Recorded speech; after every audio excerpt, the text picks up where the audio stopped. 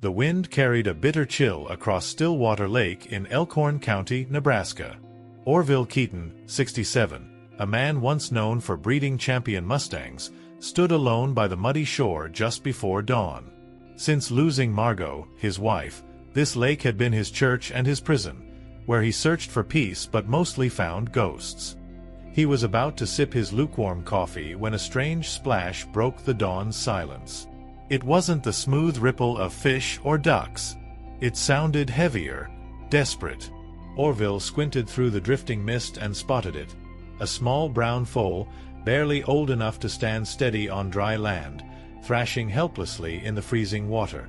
Its tiny ears flicked, eyes wide with a pleading terror that stabbed Orville deep in his chest. "God Almighty," he whispered, tossing the coffee aside. Without a second thought for his bad knees or stiff back, he stepped into the biting cold water. Each step dragged him deeper into numbness, but the old promise to Margot echoed in his mind.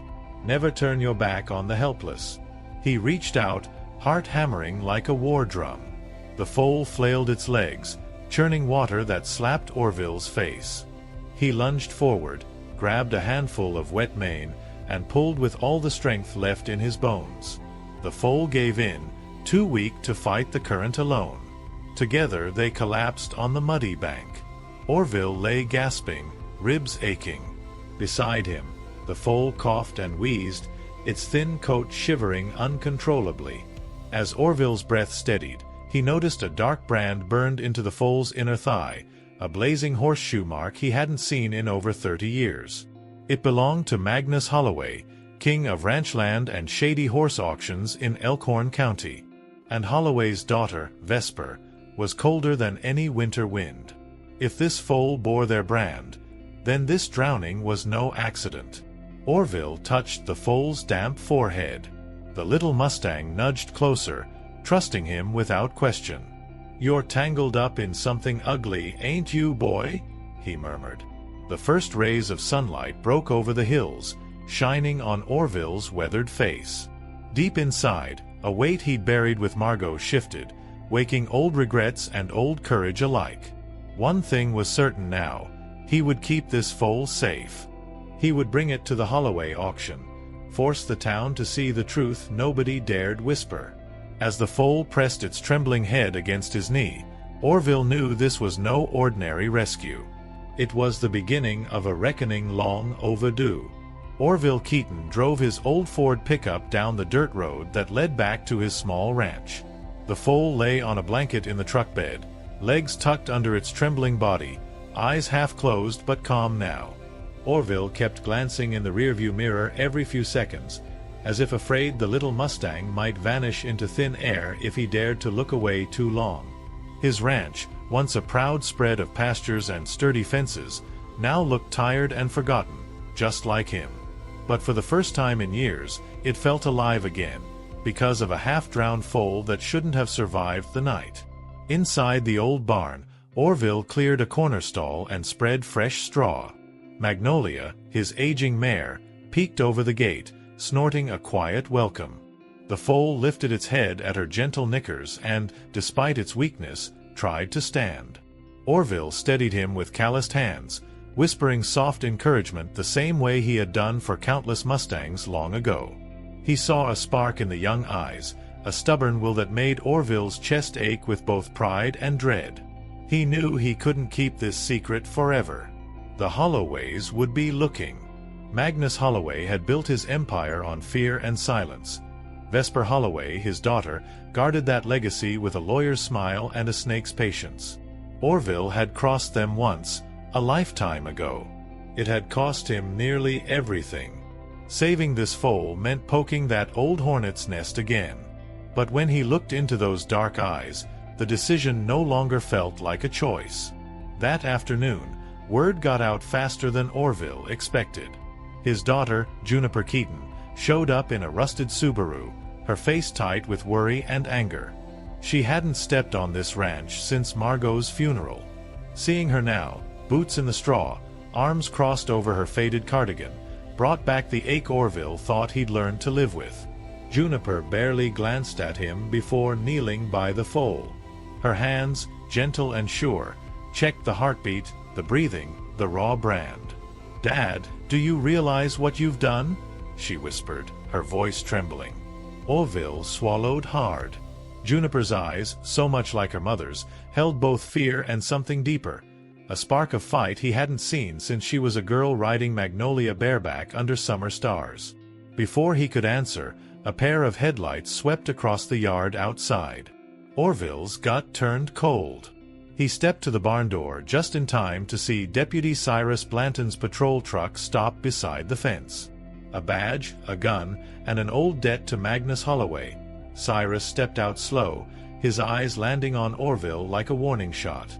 Orville looked back at Juniper, then at the shivering foal behind her. For a moment, his voice caught in his throat. He knew the storm was here, and once again he'd stand alone if he must. But this time, he'd stand taller than he ever did before.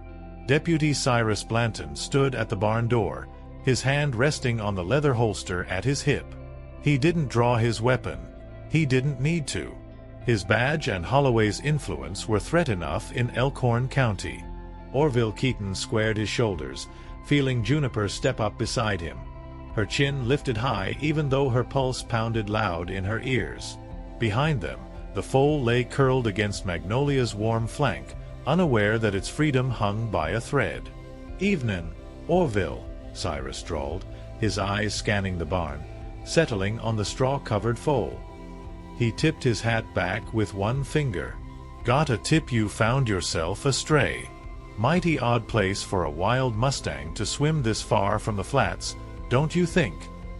His voice was friendly enough, but every word carried the weight of the Holloway name.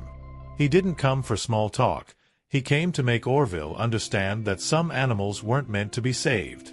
Orville clenched his fists at his sides, fighting the burn in his joints. "You tell Magnus Holloway this animal's under my care now," he said, voice low but steady. "If he wants to take him, he can come stand in my yard himself, like a man." Beside him, Juniper stiffened. She knew well that Magnus Holloway never did his own dirty work. That was what Cyrus was for.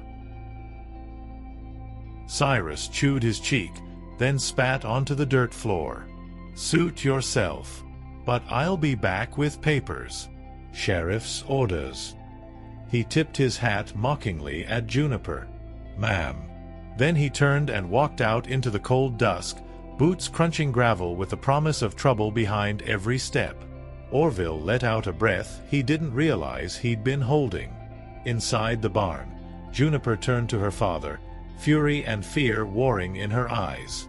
"What now, Dad? If they come back, they'll take him. They'll bury you if they have to. Are you ready for that?" Orville looked past her, to the foal who trusted him without question. His answer was silent but certain. Come dawn, he would fight the Holloways with every last breath he had left. That night, sleep never came for Orville Keaton. He sat in the old rocking chair by the barn door, shotgun across his lap, ears straining for any sound of a truck engine rolling up his long gravel drive. Juniper dozed fitfully on a hay bale nearby, wrapped in her mother's old quilt, refusing to leave her father alone in this fight. Outside, the Nebraska wind rattled the loose siding and made the barn sigh like an old ghost. But inside, there was a warmth Orville hadn't felt in years, a warmth sparked by the stubborn heart of a nearly drowned foal. Sometime past midnight, the barn creaked again. This time, it wasn't the wind. Orville stiffened, hand tightening on the shotgun. But when the door swung open, it wasn't Deputy Blanton or one of Holloway's hired men. It was Thaddeus "Thad" Penwell, the oldest gossip in Elkhorn County, a man who knew everyone's sins better than any priest. His beard was a wiry mess, and his breath carried the sharp tang of the moonshine he brewed behind his shed. "Easy, Orville," Thad rasped, lifting a hand. "Ain't come to steal your critter. Come to tell you why you better not give him back." He shuffled closer to the stall, peering at the foal curled beside Magnolia. His eyes, roomy but sharp as a crow's, narrowed at the brand on the colt's thigh. Orville lowered the shotgun but didn't relax. "What in God's name do you know, Thad?" he asked, voice rough. Juniper stirred behind him, rubbing sleep from her eyes as she caught the tension in the air. Thad spat into the straw, then wiped his mouth with the back of his hand. "That brand ain't just Holloway's property mark. It's Gideon's bloodline, the best wild stallion this county's ever known." Magnus Holloway lied, said Gideon died years ago and had no foals left. "But that little fella there? He's the proof Gideon was breeding in secret, and Holloway's been skimming money off the books selling pure-blood Mustangs to buyers out west." His voice dropped to a conspiratorial whisper. "If word gets out, Magnus loses everything. Land, contracts, maybe even prison." Juniper's face went pale. Orville felt the barn spinning under his boots. He had always suspected Holloway played dirty, but this was more than crooked deals. This was fraud on a scale that could ruin families and break the county's fear of Holloway for good. For the first time since dragging that foal from Stillwater Lake, Orville saw the bigger fight laid bare. Keeping this colt wasn't just about saving one innocent life, it was about dragging a powerful man's secrets into the daylight.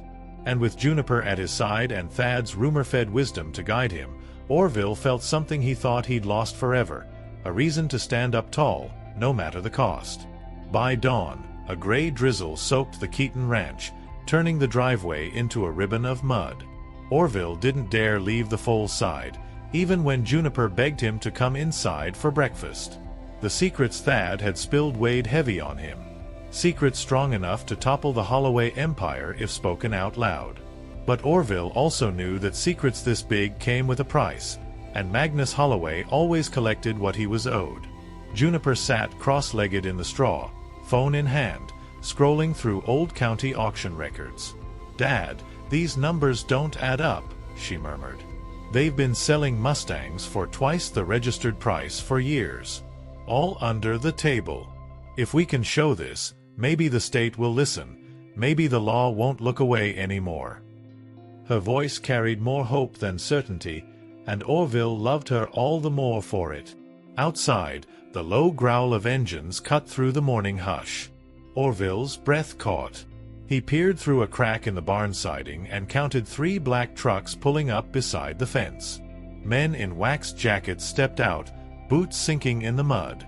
At the front stood Vesper Holloway herself, her blonde hair hidden under a dark rain hat, her cold eyes scanning the barn with the calm cruelty she'd learned from her father. Juniper's face drained of color as Orville set his hand on her shoulder. "Stay behind me. No matter what." His voice was stone, old stone, but stone nonetheless. He pushed the barn door open just as Vesper's men spread out like wolves circling a wounded deer.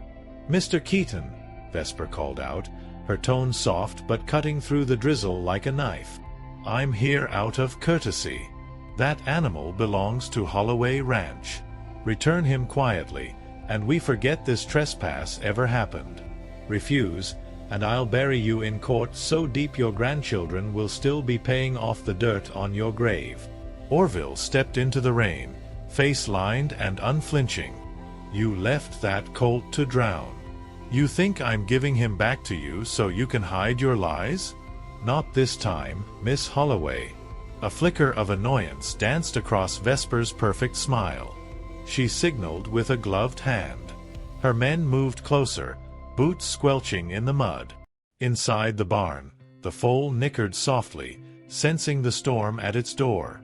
Juniper gripped a pitchfork like a lifeline, standing her ground at her father's back.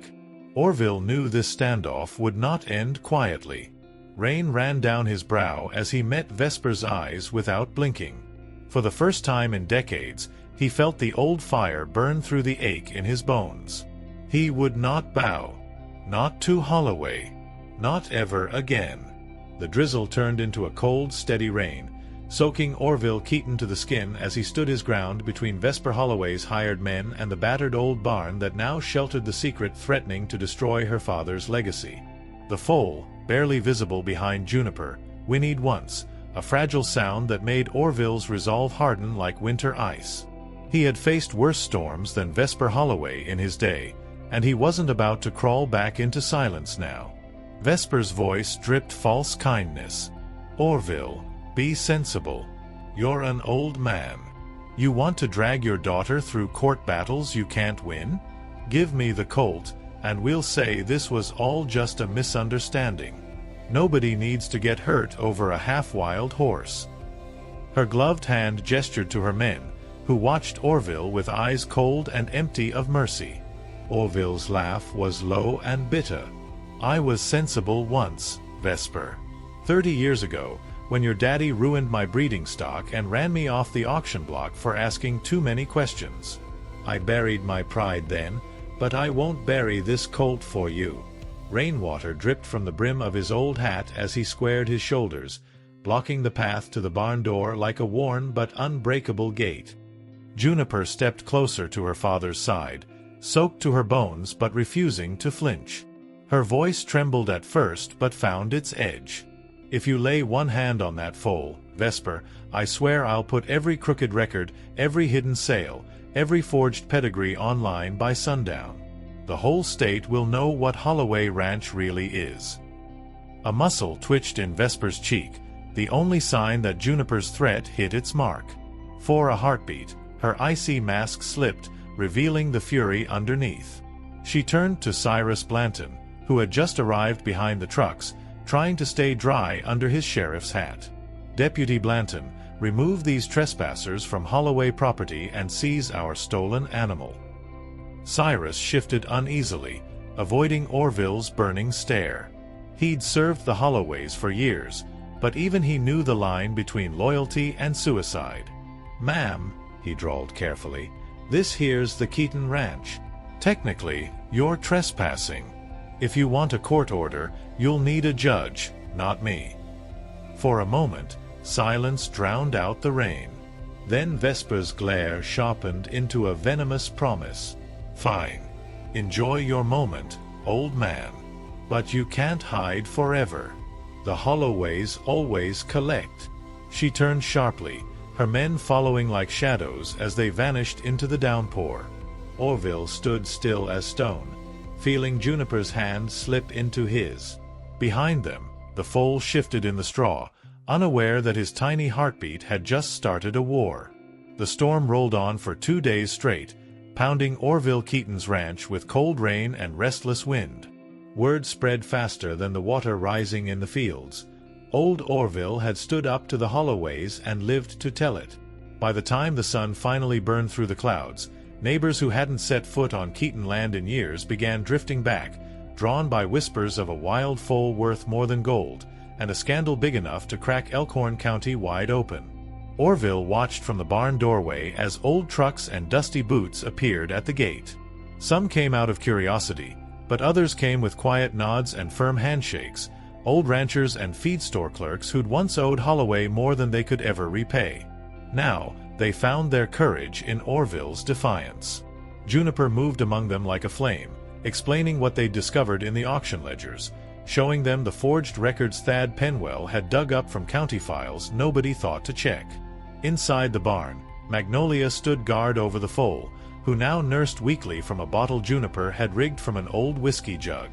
The colt had begun to stand on his own, legs wobbly but determined.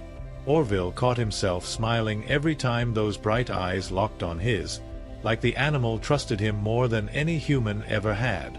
That trust made him feel younger, stronger, and more afraid than he'd admit. Late that afternoon, Thad Penwell arrived, hat dripping water, grin wide despite his missing teeth. He slapped Orville's shoulder hard enough to jolt the old man's bones. "You did it, Keaton. Folks are talking. And not just gossip, they're ready to testify. They're sick of Holloway's grip. This little colt's about to do what lawyers and sheriffs never could." Orville frowned, glancing at the growing crowd beyond the fence. "Talking is one thing, Thad. Standing up in court while Holloway's lawyers tear your life apart is another. I won't drag these people down with me." His voice carried the weight of every regret and every buried hope he'd carried since Margot died.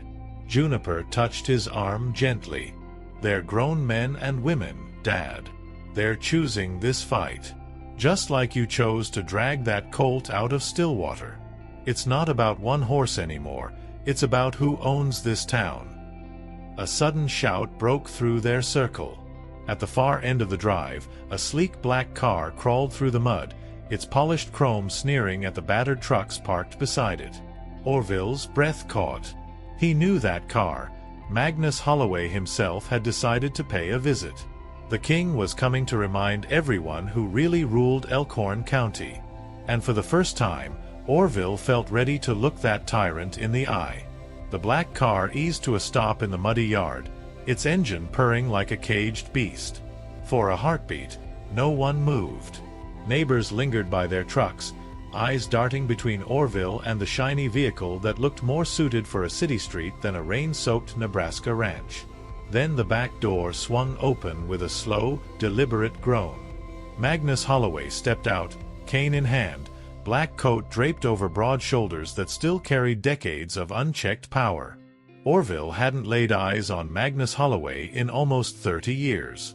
Age had carved deep lines in the old ranch baron's face, but the steel in his eyes hadn't dulled. He leaned on his cane as if it were a scepter, scanning the watching crowd like a king inspecting his subjects. When his gaze landed on Orville, a small, icy smile tugged at the corner of his mouth. "Orville Keaton," Magnus said, his voice so smooth it made Orville's skin crawl. "I heard a rumor you'd forgotten your place. Seems you've been sheltering something that doesn't belong to you. Thought we settled all this back when you still had a herd worth stealing from." Orville stepped forward, ignoring the muddy splash under his boots. He felt Juniper at his back and Thad somewhere close, whispering to the gathering neighbors. But this was between him and Holloway alone, two old men who'd bled for this land in different ways. "We settled nothing, Magnus. You ruined honest men, bribed sheriffs, and starved Mustangs to line your pockets. This colt proves it. And I swear on Margot's grave, I won't let you bury this one." Magnus chuckled, a low rattle that made nearby men shift uneasily. He leaned closer, so only Orville could hear. "I've broken men stronger than you for less. One sick horse won't change that. You want to play hero for these fools? Fine. But when the lawyers come, when the bank calls your note, you'll wish you drowned that mutt yourself." Orville didn't flinch. "Maybe so. But for once, you won't buy silence, Magnus. Not mine. Not my daughter's. Not this town's. That colt's the last piece of Gideon's bloodline, your precious secret, and everyone here knows it now." Behind Magnus, Vesper appeared from the car, her eyes narrowed with contempt at the ragtag crowd. But even she could see it. The hush among the onlookers wasn't fear anymore, it was resolve. It was the spark Orville had lit when he dragged the half-dead foal from Stillwater Lake. Magnus straightened, cane tapping twice against the mud. "Then I suppose we do this the hard way, Orville." He turned sharply, coat whipping like a flag of war as he climbed back into the car. The engine roared back to life, spattering mud across worn boots and rusted bumpers. Orville watched it vanish down the road, knowing this fight was far from over, but also knowing that for the first time in a lifetime, he wasn't alone. 3 weeks later, the town courthouse overflowed like it hadn't in decades. Farmers in dusty hats, ranch wives clutching worn handbags, and teenagers who barely knew Orville's name squeezed onto benches and leaned against paneled walls. They'd come to see whether one old man and one half-wild colt could break a dynasty that had ruled Elkhorn County for half a century. Outside, TV vans idled on the street, hungry for a scandal that smelled like old money and fresh betrayal. Inside, Orville sat stiff-backed beside Juniper, his hands folded neatly on his knees. The foal, now named Chance by Juniper, waited in a trailer outside, under watchful eyes of half the ranchers in the county. Orville's old boots tapped the floor with restless defiance as he listened to Holloway's lawyer drone on about trespassing and stolen livestock. Every sentence dripped polished venom, twisting facts into excuses. Then it was Juniper's turn. She stood up slowly, holding the stack of forged auction receipts and the hidden breeding contracts Thad had unearthed. Her voice, steady but edged with fire, cut through the stale courtroom air. She named dates. She named buyers. She named the prices Holloway's men had skimmed off honest people's sweat for years. Every word hit like a hammer against the Holloway legacy. In the back row, Thad Penwell cackled so loud the bailiff had to hush him twice. Even Deputy Blanton, posted by the door in his uniform, avoided Magnus Holloway's glare. And Magnus, sitting ramrod straight in a custom-tailored suit, never flinched. His cold eyes stayed locked on Orville, a silent promise that this would not be forgiven, no matter how the judge ruled. After hours that stretched like days, the judge finally leaned forward. His gavel hit the bench with a sharp crack that startled even the reporters. He declared the colt legal evidence of fraud and ordered the State Livestock Bureau to investigate the Holloway Ranch's entire operation. He didn't smile when he said it, but the room erupted in whispers that felt like thunder in Orville's ears. As the courthouse emptied, neighbors clapped Orville's shoulder and tipped their hats to Juniper.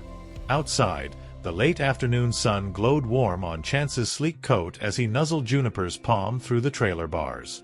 For a brief, shining moment, Orville allowed himself to believe they might really be free of the Holloway shadow at last. But as he looked across the courthouse lawn, he saw Magnus Holloway watching from his car, face carved from stone. Behind the tinted glass, Vesper's eyes were twin blades promising a fight that wouldn't end here. Orville squeezed Juniper's hand tight. He knew the hardest battle was yet to come, but so was the sweetest chance at peace he'd ever dared to hope for.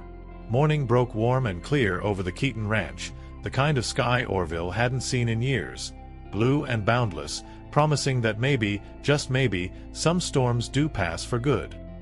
He stood at the pasture fence with Juniper at his side. Chance, the once half-drowned foal, now trotted in clumsy circles under Magnolia's watchful eye, his coat glistening in the sunrise. Watching him run made something tight and painful open up in Orville's chest, a place that had been shut since Margot's last breath. After the trial, the state investigators had swarmed the Holloway Ranch like hornets. Bank accounts frozen. Hidden records dragged into daylight. Magnus Holloway's iron grip had cracked under the weight of public shame, and the old man retreated behind locked gates, too proud to beg for mercy. Rumors swirled that Vesper had fled west, lawyers in tow, trying to salvage what she could before the government seized the rest. Elkhorn County would never be the same, and neither would Orville Keaton. Neighbors who once whispered about the crazy old man with an empty barn now dropped by with fence posts, fresh hay, and hot coffee. They called him brave. Some even called him hero. But Orville didn't feel like either. He just felt like a man who'd finally done right by his own conscience. He felt lighter, even as his bones still ached in the morning cold. Juniper squeezed his hand gently. "You know, Dad, folks are saying you should start breeding again. Real Mustangs, free-blooded, like you did when I was a kid. You'd have buyers lined up from 3 states over." Her voice carried that hopeful lilt Orville thought he'd never hear from her again. He chuckled low, eyes never leaving Chance's clumsy gallop. "Breeding Mustangs? At my age?" He shook his head but didn't say no. "Maybe I'll teach you instead. And maybe one day, that colt'll sire a whole pasture full of troublemakers just like him." He paused, his chest swelling with a warmth that had nothing to do with the sun. For the first time since dragging Chance from the black water of Stillwater Lake, Orville dared to think of tomorrow without fear.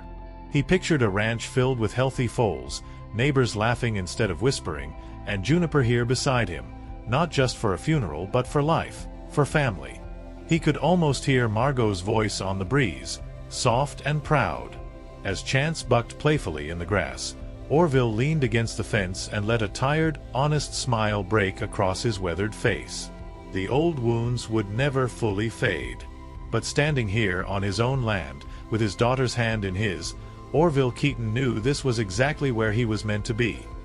free, forgiven, and finally, truly home.